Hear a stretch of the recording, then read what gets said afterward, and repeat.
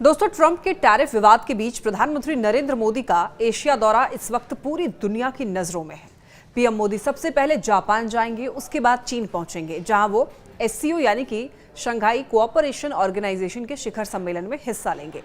ये दौरा इसलिए भी अहम है क्योंकि भारत पर अमेरिका ने लगातार 2 बार टैरिफ बढ़ाकर अब कुल 50% कर दिया है। तो ऐसे में भारत के लिए एशिया के सहयोगी देशों से रिश्ते मजबूत करना और भी ज्यादा जरूरी हो गया है। तो अब बात करते हैं कि पीएम मोदी की जापान यात्रा की। देखिए, प्रधानमंत्री मोदी 29 और 30 अगस्त को जापान की 2 दिवसीय आधिकारिक यात्रा पर रहेंगे। ये उनकी जापान की 8वीं यात्रा होगी, लेकिन मौजूदा जापानी प्रधानमंत्री शिगेरू इशिबा के साथ ये उनकी पहली शिखर बैठक होगी। तो इस दौरान दोनों नेता 15वें भारत जापान वार्षिक शिखर सम्मेलन में हिस्सा लेंगे। इस बैठक का मकसद है दोनों देशों के बीच विशेष रणनीतिक और वैश्विक साझेदारी को और ज्यादा गहरा करना। विदेश मंत्रालय के अनुसार मोदी और इशिबा रक्षा और सुरक्षा, व्यापार और अर्थव्यवस्था, टेक्नोलॉजी और इनोवेशन और जन से जन रिश्तों पर विस्तार से चर्चा करेंगे। इसके साथ साथ हिंद प्रशांत क्षेत्र में स्थिरता और नियम आधारित व्यवस्था को बढ़ावा देने पर भी जोर होगा।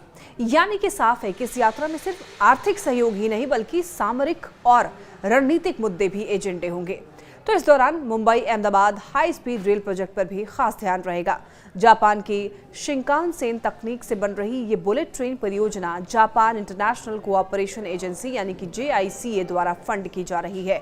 इसे मेक इन इंडिया के तहत टेक्नोलॉजी ट्रांसफर का प्रतीक माना जा रहा है। इसके अलावा सेमीकंडक्टर, सप्लाई चेन और टेक्नोलॉजी सहयोग जैसे मुद्दों पर भी बातचीत होगी।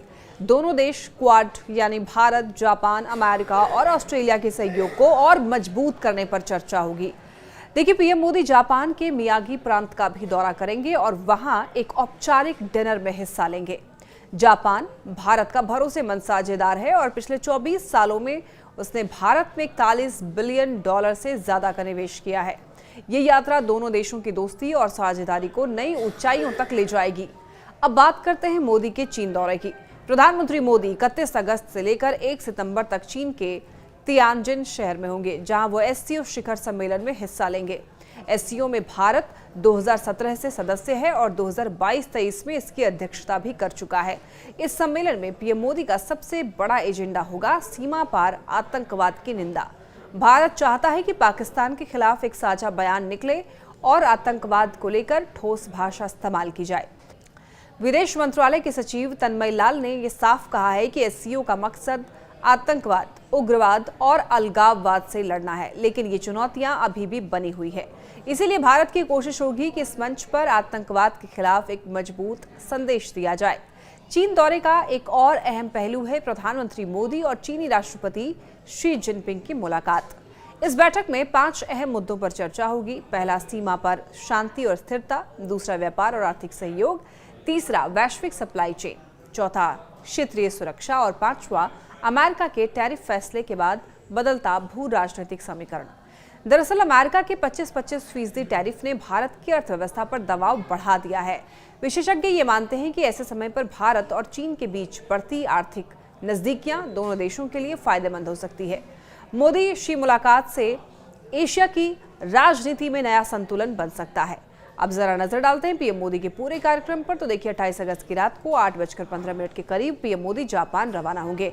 29 अगस्त को वो टोक्यो पहुंच जाएंगे और जापानी नेताओं से मुलाकात करेंगे। 30 अगस्त को वो हाई स्पीड रेल और टेक्नोलॉजी से जुड़े हुए कार्यक्रम में शामिल होंगे और उसी दिन चीन रवाना हो जाएंगे।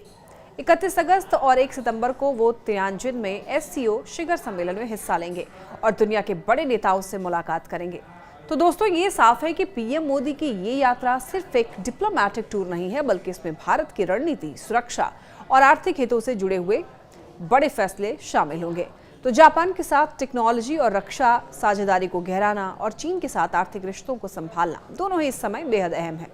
रणनीतिक हलकों का ये मानना है कि इस दौरे से एशिया की राजनीति की दिशा तय होगी और मोदी शी मुलाकात आने वाले महीनों में भारत चीन संबंधों को नया मोड़ दे सकती है।